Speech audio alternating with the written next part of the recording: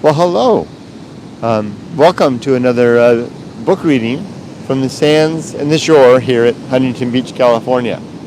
I'm Kurt Bell, and this is my book, Going Alone, and I'm going to read you, or attempt to read you, a chapter from the book, as I do every Saturday here at the beach, weather permitting. And as you can see, it's a bit overcast above me, and there's in fact rain scheduled to start within the hour. In fact, I think I can see rain right offshore. So this might not last very long. We'll do our best. I'm going to turn the camera around so you can enjoy the sight of the waves while I do this. So let's zip it around. It's quite a day. Giant waves came yesterday, 10 and 12 footers, and you can see behind me the coast to the north, and then back here the coast to the south, leading up to the pier. Try to stand this up so in a way that it won't fall down.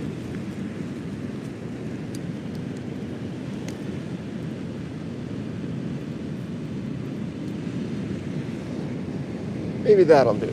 Let's see.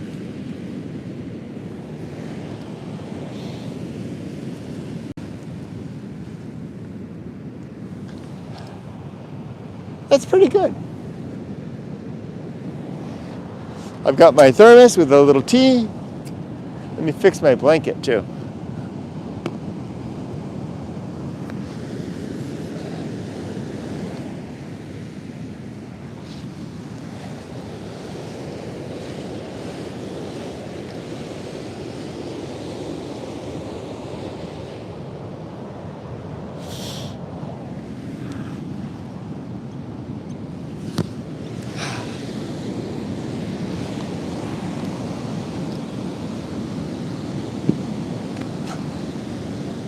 I'm going to take my shoes off too.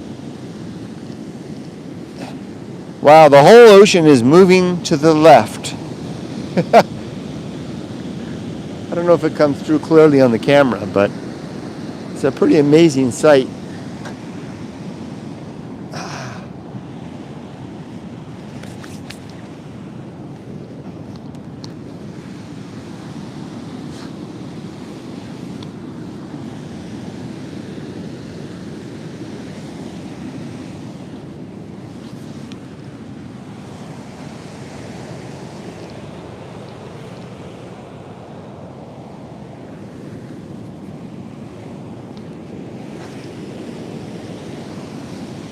Oh, this is pretty good.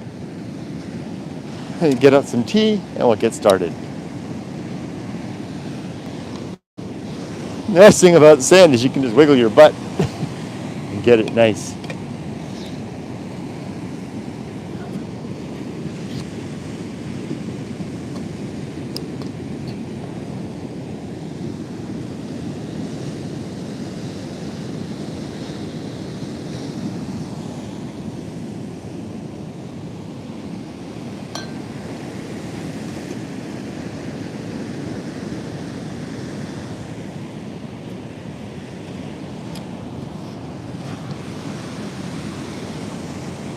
Hold on, just one more second.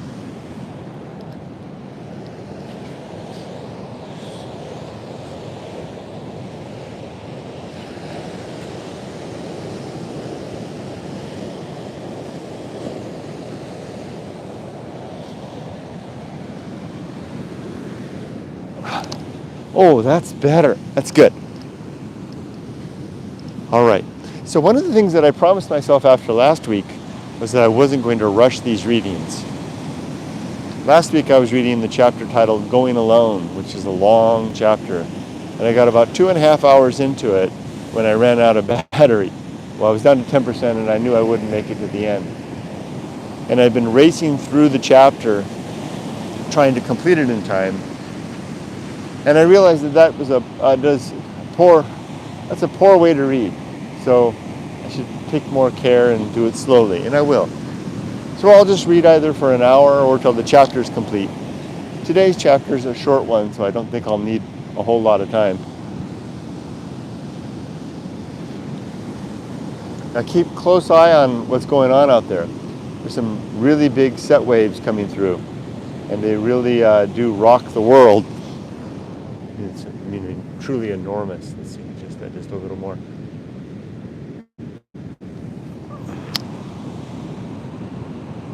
That looks nice. It's kind of balanced. My friend Juan would complain about the composition. Oh yeah, you can see behind me how you see the whole ocean's moving that way. It's been doing that for days. And it's really intimidating because just a little ways out, there's a big trench. That's why I haven't been getting in the water. Because these longshore current leads right over to a rip current. And I'm not strong enough to fight against that stuff anymore. I used to be able to do that when I was young.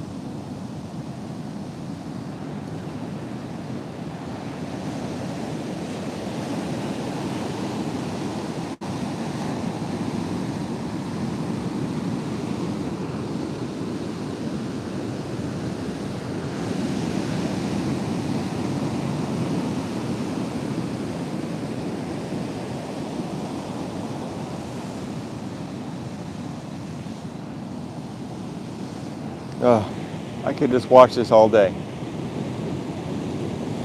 Let's get started. So I'm going to be reading a chapter titled Stoic Poetry, which is actually the title of my blog. And I picked up the blog title later. I decided on that title after I had written this book. I just realized that Stoic poetry really did capture well the next stage of my adventure in life. So here it is, Stoic poetry. It's got a little illustration there. That's an illustration of the two principles, the Homunculus and the Anchorhold. The Homunculus being our little mortal consciousness, and the Anchorhold being the rock that it sits on in the sea, the dangerous sea. You can see all these different people standing on rocks and sitting on rocks in the sea, wailing at the sky or getting pummeled by the waves, or the one person in the front almost sitting Buddha-like in peaceful contemplation. That's the aim that I'm after in my efforts to cultivate the good life creed. Take one more sip and one more meditative look at this big set coming through. I think I see a set. I don't know if you can see the seagulls out there. The pelicans out there riding the waves. They ride the currents, the air currents that lift the pelicans as the waves go along. It's quite a sight. Yesterday I saw 3 pelicans with 1 seagull pretending to be a pelican. I'd never seen that before. Okay, here we go. Stoic poetry, recognizing the scope of our control. It takes a tranquil and untroubled mind to roam freely across all parts of life. That's a quote from Seneca. I owe much to ancient Greek and Stoic thinkers. I owe much to ancient Greek and Roman Stoic thinkers and the influence they had on Western culture and society. I suspect my hero, Henry David Thoreau, was influenced directly or indirectly by Stoic writing, as he often refers to values proposed and supported by Stoic thinkers, such as Marcus Aurelius, Epictetus, and Seneca. If I could have my youth to do over again, I would include in my late teens the writings of these men, which I did not otherwise discover until midlife. So influenced, I suspect I could have avoided much of the struggle and hardship of life reconciliation during the decades of my 20s, 30s, and 40s, which otherwise required many hard knocks to liberate some sense into my living. This section of my book is dedicated to words which I knowingly wrote with the Stoics in mind. This section is my homage to the Stoic perspective and way of life, which has done much to refine my sensibilities, and without which I could not have composed my good life plan of living at this late stage of my life, or perhaps ever. Well, the water came right up to the edge there. I'm going to put my socks back on. My feet are cold. I'm up on a little berm that's above the water here, and the water comes right up to the edge. It's a little cliff right there, sand cliff. So the water can cause it to carve and fall in. I have to be careful that I don't get tumbled in. So that first bit that I just read there, that's my little prose introduction. The next bit, the rest of this chapter, is what I call comments from my muse. They're little poetry-like reflections, and they're different than the prose. The prose I have to work at. The muse inspiration comes to me just naturally. I have to get the pen out and apply it to the paper, but the words just flow. And what's most curious about is that everything that follows from this point forward was written one time and required no editing. When I write prose, I typically spend a lot of time editing. It took me 3 years to write this book, and then 2 years to write the book, and then another 3 years to edit it. The editing takes a lot of work, and all that editing was on the prose bits. The stuff from the muse didn't require any changes. What that does, I think, is that speaks to the fact that my inner composer, the inner editor and grammarian and author, when the muse strikes, those elements are in full availability. They don't require later. Whereas when I'm writing prose, forcing it, I have to go back and do revisions. So what's going to follow now, after that prose bit that I just read, is the bits of writing that came to me over the years that I was writing the book that I kind of believed had more of a Stoic bent. There's other elements in here that are quite Stoic as well, but I made this a little repository of Stoic-like observations that I can attribute to my own Stoic studies. As I said, men like Marcus Aurelius, Seneca, Epictetus. Let's continue. Notes from my muse. I told a man my mind, and he asked me, "What efforts have you made to destroy this idea, and how may I help to bring it down?" What a worthy friend, so caring of my best interest. Let's war together upon my claims of truth, claims to truth. I may have written it easy the first time, but I'm not reading it easy the first. And when I have a pregnant pause, that means I'm going from one section to another. You can see that they're laid out here with these little tilde to distinguish the one from the other.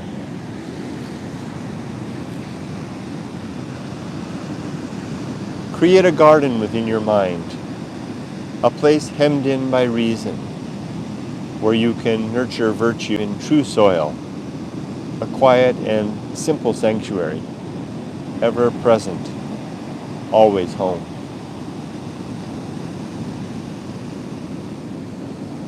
Virtue is independent of possessions, though what we have or want may distract us from virtue.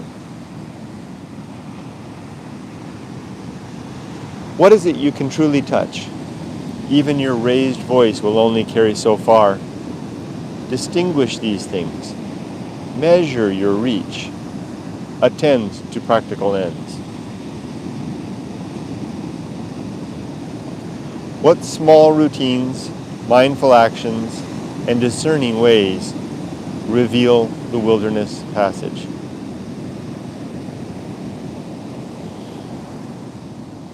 Shout your musings down the corridors of time. They echo and return, lost at last.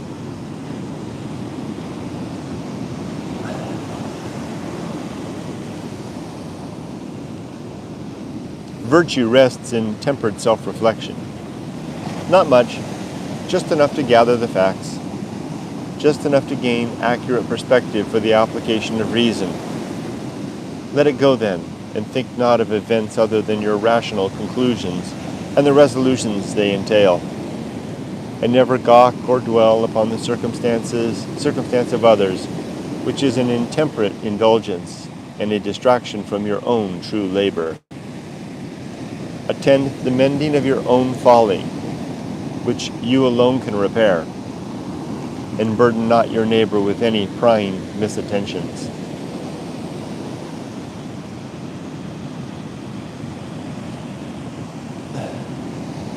The routines and vain actions of life are but a bluff and distraction from living. Bright and shiny, new and interesting. Our lives given over to awe and wonder. Our better purpose is ignored. The considered life, the principled life, a life of discipline and temperance, a life spent enacting and enforcing the laws we must ourselves discover and ratify. Police, barrister, judge, and perhaps executioner. Engaged in the messy business of applying reason to our base animal thoughts, in the hope of forming something true from instinct, emotion, and gasping higher thought, gasping like a man drowning in a sea of evolved conclusions. And when that higher mind sputters some words of good sense above the waves, how then to remember and live in accord with what we found?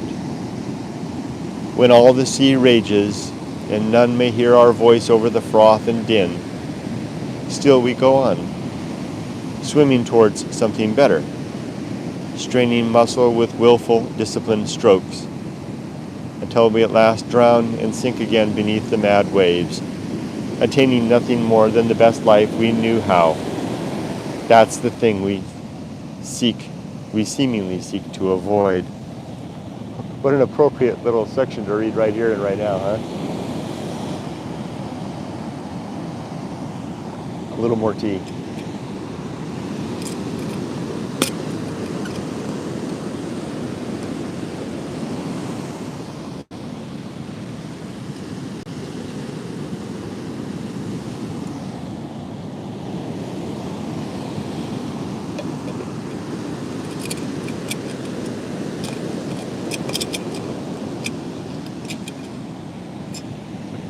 I could sit here all day.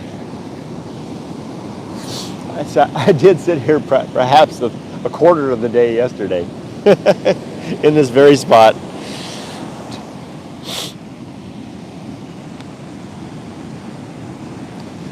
Well, it sure does feel like it might start raining.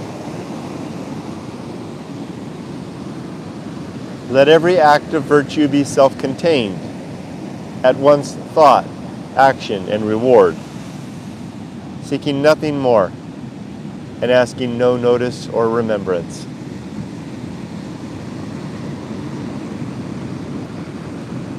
Do I die now in equanimity? Then I've indeed reached a good end. This balanced and tuned apparatus, so frail and fleeting, upon which my everything is carried, through places and years, always now, so near, never more. There was a woman that just went across here, and I thought she was going to get the wave was going to get her.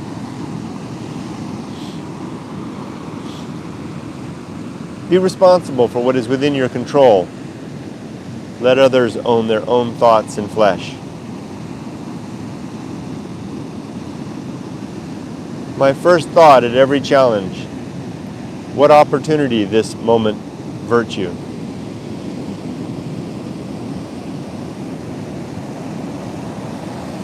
She's so small and the waves are chasing her up the beach.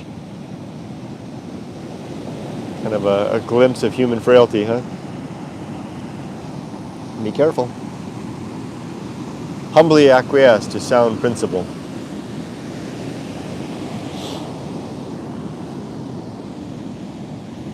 How might I bear well this worthy burden? Carry this necessary weight. Tolerate painful right action, rather than flee to easy salvation.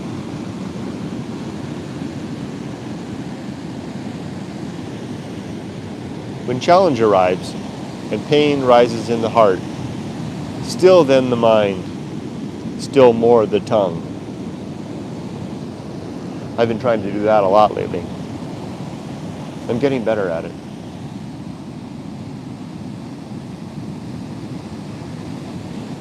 These few square meters of flesh are far more than I can maintain or cultivate. Ruin progresses despite plan and action. Oh yeah. My only real estate is my will, a moment-by-moment application of hard-earned best practice, applied to the ends revealed of reason. That's me right now. There she goes, running down the beach, becoming smaller and smaller as the waves maintain no change. That's us. The sea is forever, but we are diminishing every day. I'd rather take less or give up my portion than suffer the loss of nourishing restraint.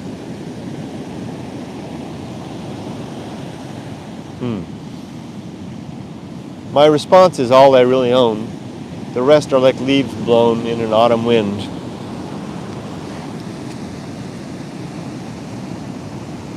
It's easy to become a monster. Simply follow. When you know you should lead, your spirit will die, and something hollow and rotten will fill the empty space. Man and womanhood are sufficient ends to a stout and earnest mind, dismissive of distraction, heedless of precedent, careless of legacy, fearless of death, consumed of resolve, to speak one true thing, to fill the empty space.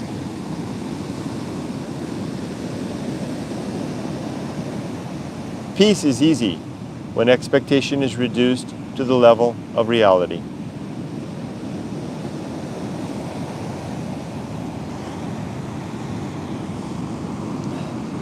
To give more and want less. And now she's gone. She disappeared around a big hummock of sand. One human being diminishing away in the face of the ocean. Let not a single thought escape my mind which has not suffered the scrutiny of reason. The sober subject of our lives' decline arrives so often late to the feast and long before the diner has enjoyed their fill. Yeah. Would you detain or lament death's rightful trespass? Throw up protest and complain perceived misfortune? Cry like a child denied sovereignty over all they see and know? To what end? That your gravity and equanimity might go first before the gallows? And that's it. That's the end of the chapter. Like I said, it's a short one.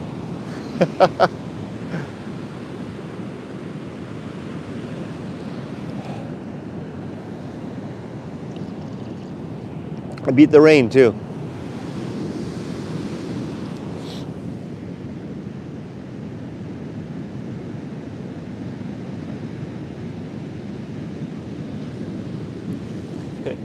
Tart Brett says, careful for Sharknado. Indeed.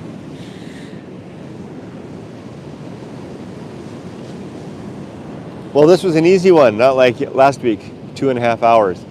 So I'll sign off for now. Wish you all the best. Be safe, but not too safe. And until next Saturday, take care.